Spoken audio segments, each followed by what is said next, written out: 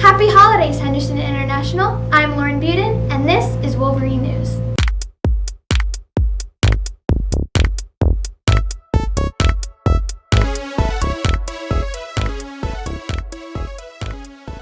This month, we will be focusing on sports, girls' education in India, drones, recycling, and Ask Emma.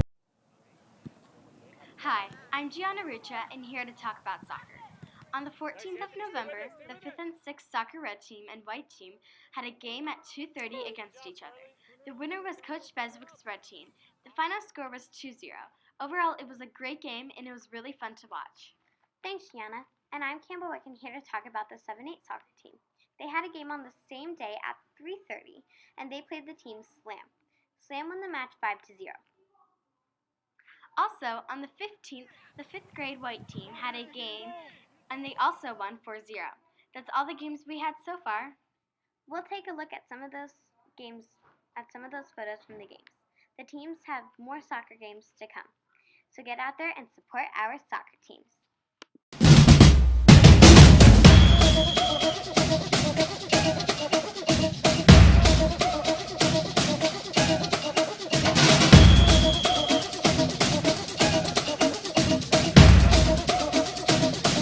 Put your flags up in the sky,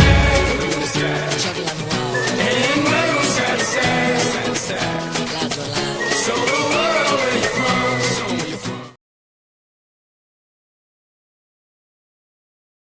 Hello, Henderson International. I am Ashley Bradford, and I am here to talk about the drone race. On Friday, December 9th, the drone elective in middle school had a drone race.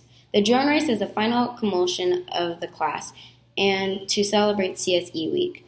The course is a tear-shaped pattern designed by 8th grader Joseph DeSorbo and includes drone gates designed by students of this elective. The students learned how to fly drones and remodel the drones using the 3D printers. But only a few survived the test flight. Some were too fragile. Noel Malouf was the host of this race and did a fabulous job. The all-time winner was Josh Kim. All the drones were amazing. I thought it was a very interesting but an intense race. I am so glad I was able to see the drone race. Congratulations to all that participated in the drone race. Thank you. Now we have an interview with a special guest, and Olivia will be showing coverage on that. Hi, I'm Olivia Pinocci-Reitzman, and today I'm here with Harrison from XDC, and I'm going to be interviewing him on drones. So, Harrison, how long have you been flying? So I got started about 2 years ago. I saw a video, and I've been hooked ever since. How did you get involved? So I first bought one on eBay and flew it, crashed it, and broke it immediately, and then started building my own and meeting other great people in town who did, and then I started organizing races, and it's taken me on a wild ride, and my team just got back from winning the world championship, and so it's been fun. I've gotten to fly all over the world, and it's been a blast. So how many different awards have you won? Like, a lot? So my team won the U.S. Nationals and then the Worlds from the DSA. We did pretty well in Dubai. That was the 6th place, but a little 15-year-old kid named Luke Bannister won like $250,000 in that race. Wow. So I'm going to go try to beat him next year, but yeah, we've won a few tournaments. Thank you for your time. Have a great day. Thanks, of course. Hi, I'm Olivia Pinocci-Reitzman, And I'm Lauren Buden. and today we are here to talk about girls' education in India.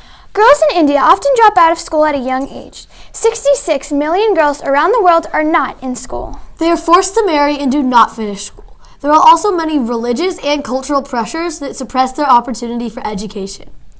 According to PBS, 3 out of 5 girls in India do not receive primary education. 56% of girls in rural India are illiterate, which means they cannot read nor write. Most girls in rural India start out in school, but when the family needs help with chores, they are forced to leave, not their brothers.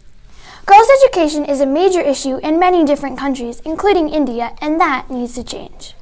There are many charities around the world that support girls' education. One of them is One Girl. One Girl's goal is to educate 1 million girls in Sierra Leone and Uganda. Another charity supporting girls' education is CAMFED. They believe that education is a universal right. It is also a matter of justice. If we help support these charities, more girls will be educated and will be more successful in life. If you would like to get involved, visit camfed.org or onegirl.org/au. Hello, Henderson International. I'm Sierra Olds, and I'm going to tell you about recycling. The world environment is very filthy because people in the world do not treat our planet right. One of the reasons the world is not tidy is because people don't recycle. It is important that if you have trash, that you recycle so it doesn't get dumped into the ocean. According to National Geographic website, there are 5.25 trillion pieces of plastic debris in the ocean. This is killing ocean life and polluting our water. We should be recycling plastic, soda cans, and even paper because all of those materials can be reused. Something that will happen if we don't recycle things like paper is that it will end up in a landfill to sit and rot. According to EPA.gov, modern landfills are well-engineered and managed facilities for the disposal of solid waste. This is terrible because landfills are all over the world because not enough people recycle, and the products get crushed when most could have still been reused. According to RecycleAcrossAmerica.org, manufacturers truly want these materials back to reuse in their manufacturing, but they aren't able to reuse the materials if people don't recycle correctly. Try to get involved with recycling and talk to your teachers about putting a recycling bin in your classroom if you don't already have one.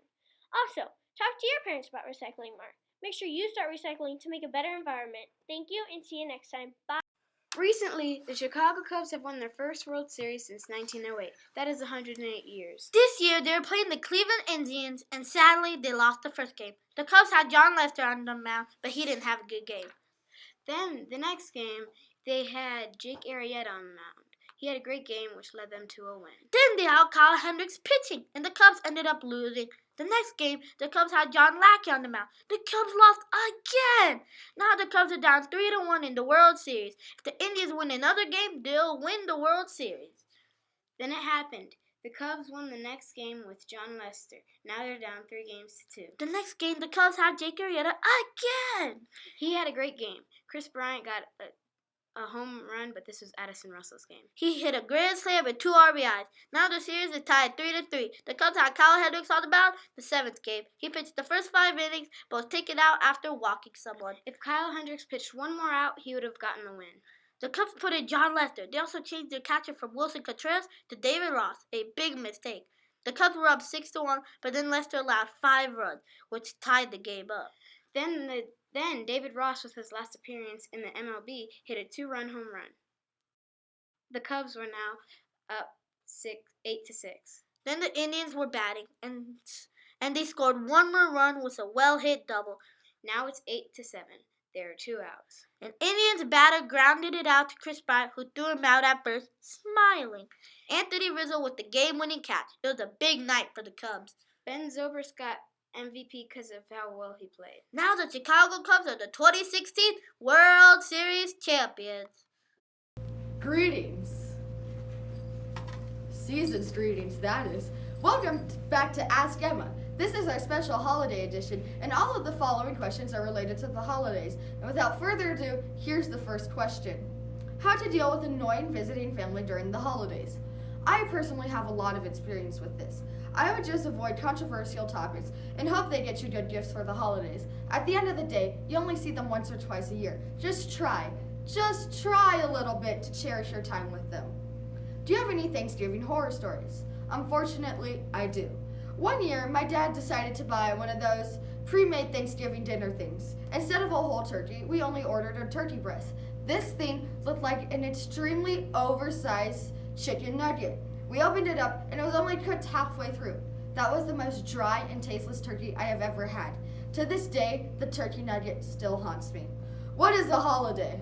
Well, according to Merriam-Webster's Colgate Dictionary 11th edition, a holiday is a holy day, a day on which one is exempt from work, or a day marked by a general suspension of work in commemoration of an event. I never knew that. I feel left out because I don't celebrate Christmas. What should I do? Don't feel left out. Even if you celebrate Kwanzaa, Hanukkah, or none of the above, the holidays are a great time for everyone to come together and have a good time. Angelina Jolie, Chuck D, and Stevie Wonder all celebrate Kwanzaa, and some Jewish celebrities are Troye Sivan, Shia LaBeouf, and Josh Peck. Thanks for watching Ask Emma, and tune in next time. If you have any questions you'd like to be answered on the show, submit them to my email at etoledo@myhendersonschool.com. Thanks for watching our broadcast. Hope everyone is going to have an awesome winter break. Make sure to keep up with our news shows. See you in 2017.